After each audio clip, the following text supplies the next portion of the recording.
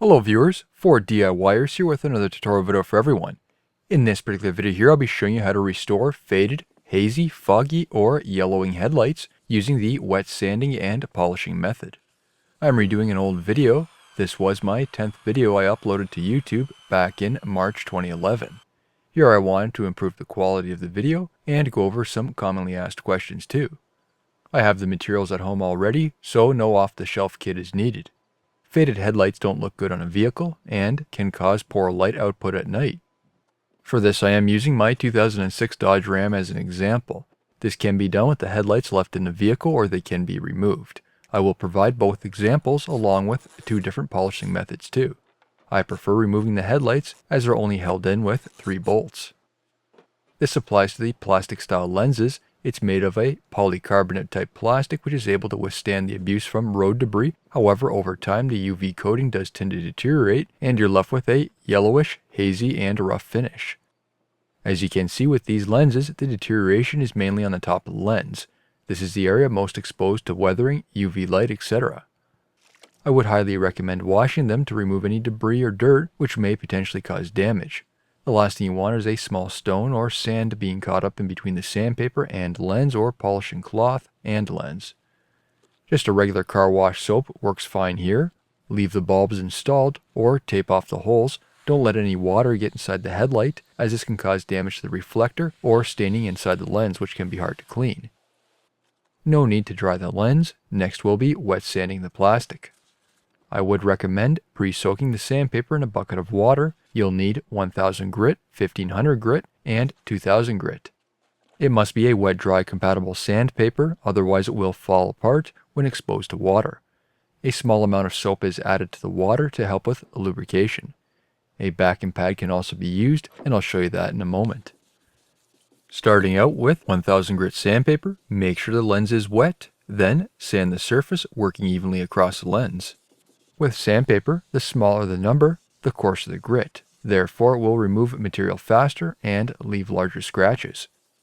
You can start out with 800 grit on severely faded headlights, however that will remove more material quicker and it's not something I'd recommend for beginners.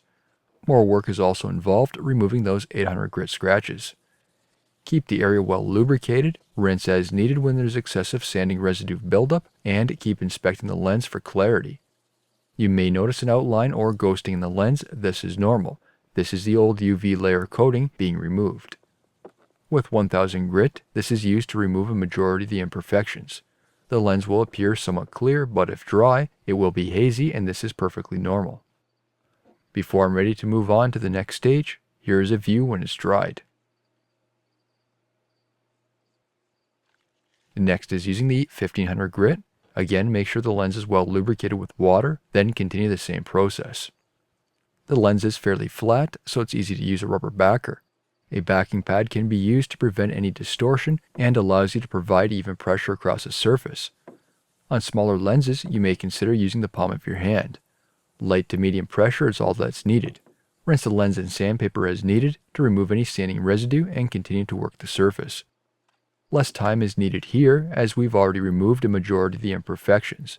In this stage, we're really only removing the light imperfections and the 1000 grit sanding marks. When done with the 1500 grit stage, a view of the lens once it's dried.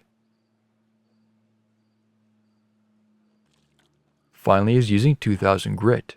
This will be the last sanding stage. Some people do prefer going up to 3000 grit, which does make it a little easier for the polishing stage. However, I do find it isn't needed. Using the exact same process as previously, ensure the lens is well lubricated along with the sandpaper, then work the surface. Work evenly across the surface, light to medium pressure. This stage is used to remove the 1500 grit sanding marks. Rinse the lens and sandpaper to remove any residue.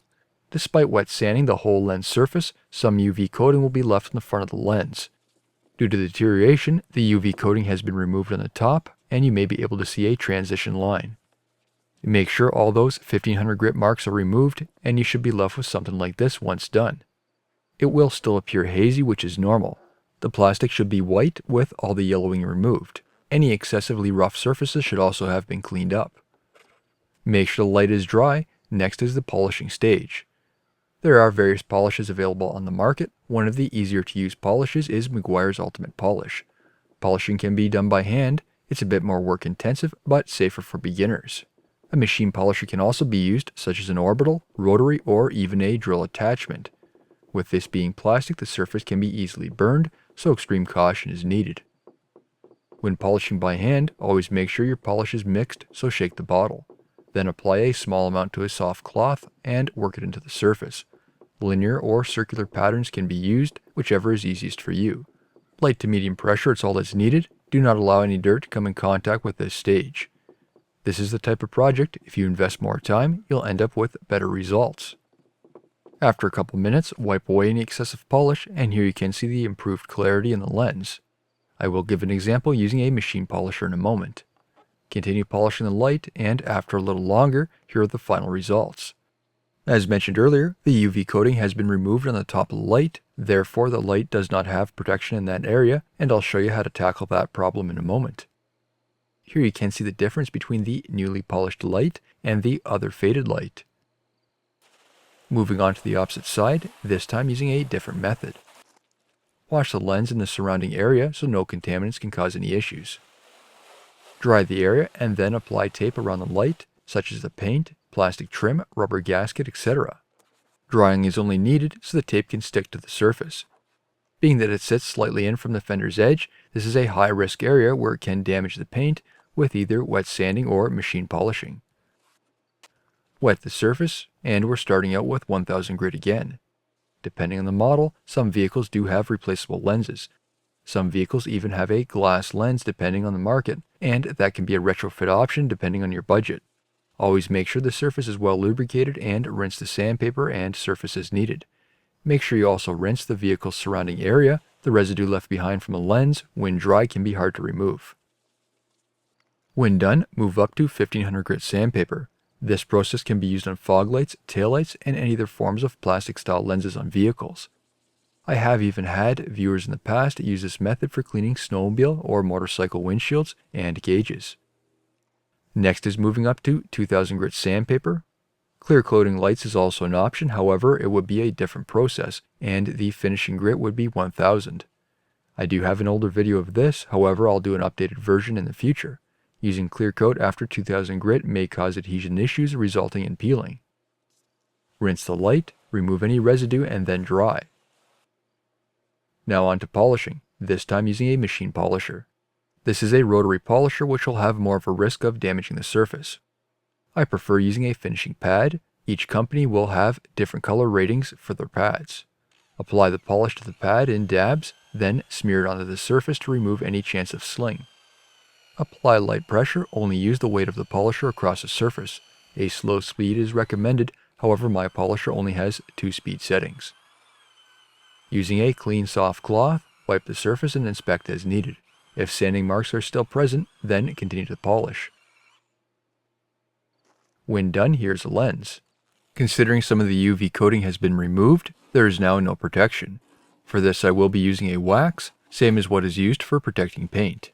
A sealant or nano coating can also be used depending on your preference and budget. Make sure the lens is clean. For my method using wax, apply it to an applicator and then work it across a surface. Wax will need to be applied every 4 to 6 months depending on your climate and what type of wax is used for maximum protection. As for a commonly asked question, applying clear coat, this cannot be done after the polishing process either. With the highly polished surface, the clear coat will have adhesion issues and this will result in peeling in the future. Allow the wax to set up. Times can vary depending on the product that's used, so always consult with the product specifications. Remove the wax and polish using a microfiber cloth. When done, here you can see the final results. This should last about a year, however this can vary depending on your climate and final results. Areas exposed to higher concentrations of UV light may have the lights fade quicker. If your vehicle is parked indoors, the headlights will last longer. There should also be an improvement in light output depending on the severity of fading.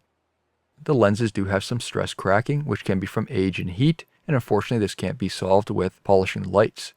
This is permanently in the surface, and in order to tackle this you'll either need new lenses or new lights. I do have a little condensation inside the lens, which is most likely from washing. It's a small amount and should evaporate after the headlight is used or a couple hours in the sun.